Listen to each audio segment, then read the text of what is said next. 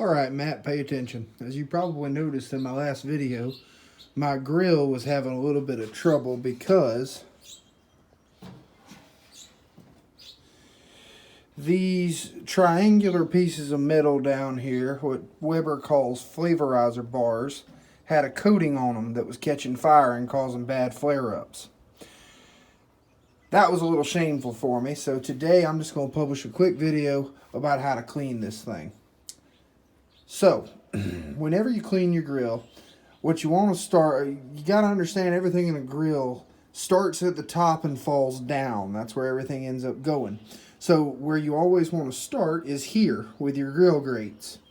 So, what we're going to do is we're going to open up our valves, start her up, and then we're going to shut our grill. And we're going to let it heat up to about the 400 to 500 degree mark, which is going to take about 5-10 minutes for it to build up that much heat. And then we're going to give it a good brush down. And the reason that we let it get heated up is because it'll first off burn away some of the smaller, more flammable particles. It'll just heat them up and smoke them away. And then it'll also loosen up those other particles that remain. Now, I do a two-stage brushing. I got this bigger brush that's a little newer and it's a little bit cleaner. And then I got this smaller one, and this is the one that I'm going to go over these grates first with. I'm going to give it just a good brush down, initial brush down with this one. And then once I have most of the larger particles knocked off, I'm going to go over here and give it one more over with this big one. Once we've done that, we're going to take our grates off and flip them and brush the underside just to make sure we got everything knocked off that needs to be knocked off.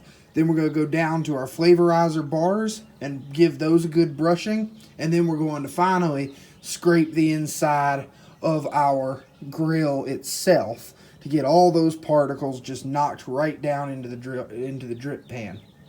And of course, we're doing this on our Weber Spirit 2, the 2-burner model. So we're still preheating here. We're at about almost to the 300 mark, and I'll check back in with you when we're ready. Okay, we've given her some time, and that needle has climbed up past the 400 mark. Some people want you to take it on over to 600, but I kind of prefer to do it between 400 and 500. That's generally considered to be at a high heat. I think any higher than that's a little excessive. So let's get started. So we're going to open her up. There it is. And you want to make sure you're wearing an apron for this bit, because when you pull back, it's going to throw some of these flecks of cinder and soot and ash and all this other stuff kind of back at you. You want to make sure that you're wearing something that's going to catch that so you don't ruin your shirt whenever you're grilling. So we're just going to take our little first stage brush.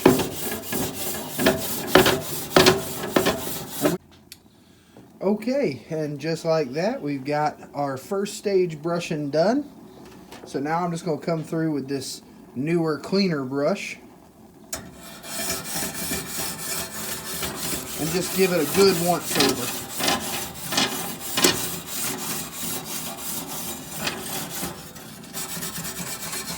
It's always important to get down here in the margins, because that's where you're really kind of pushing everything towards. And all the way back there. There we go. Alright. Now, sometimes particles like to hang out on the underside of our grates. So wearing a protective glove, don't try to do this barehanded, please. It will not end well for you. We're going to flip it over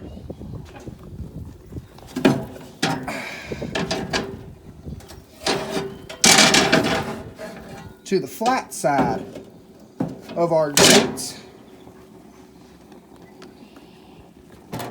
Look at that, didn't even have to put the camera down. And then we're going to repeat our process.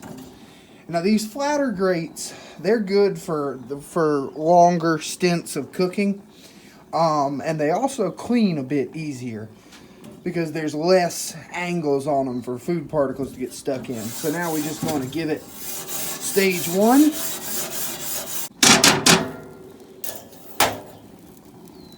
Stage 2.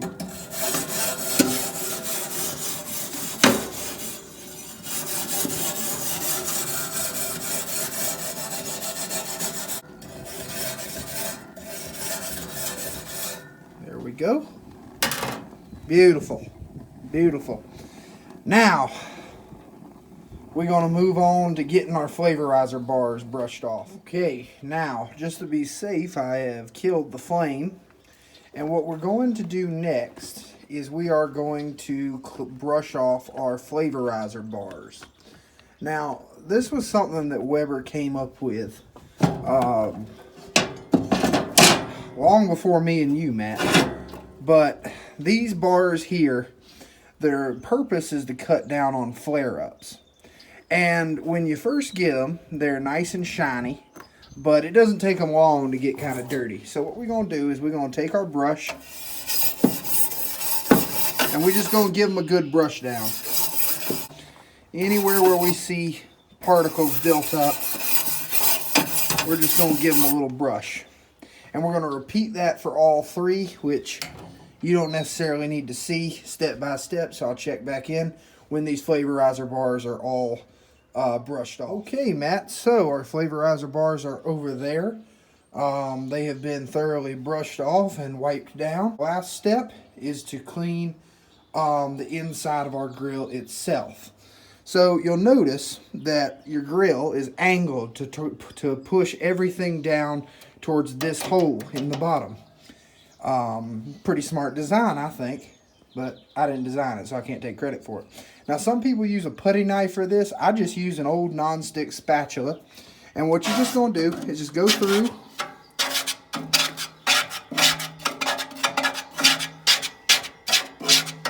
and just scrape down the sides of it. Now, at this point, our grill is still a little warm, but it's not hot and it's not cold. So all of this stuff is still kind of melted. There's nothing too fiercely holding on to the side of it, and we're just going to give it a good push down. You're going to want to do this every few times. This is kind of a deep cleaning step that isn't necessary every time you clean your grill, but every once in a while you're going to want to do this to prevent all this built up gunk from building up. Yeah, see there, it does like to collect in the corners, I'll give it that. There we go. And you get the idea. You probably don't need to see it all, so I'll check back in with you when I've brushed it all down. Alright, and we're back, and as you can see, most of the bigger particles have been pushed down into our collection tray at the bottom. I'm just going to wipe down the rim around here. Alright.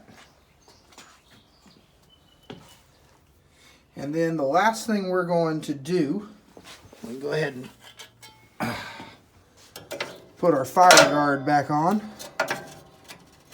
That's supposedly to let gunk flow in and keep fire out. At least that's what they tell me.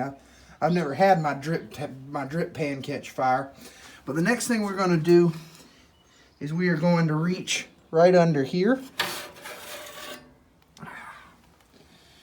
And there is a very full drip pan. So we are going to take our liner out of this. There we go. And we're going to get rid of that. There we go. And we are going to put a new clean drip pan right there in our tray. Nice and clean. Slide it. Oop, gotta line it up. Slide it right back in there. And now we are ready to reassemble our grill. So we're gonna come back over here. Really glad those weren't still hot.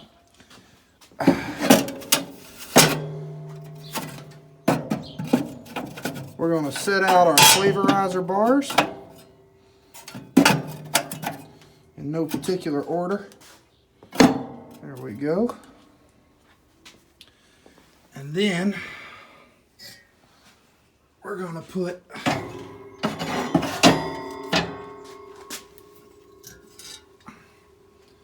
our grates back where they belong.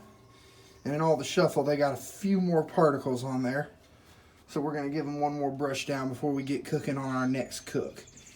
Anyway, Weber grills are really well designed. They've been around long enough to where they've kind of worked out a lot of the kinks. Look at that. That plague gas grills. And if you take care of a Weber, it'll last a decade and a half if you take care of it right. And it'll keep giving you good, consistent cooks.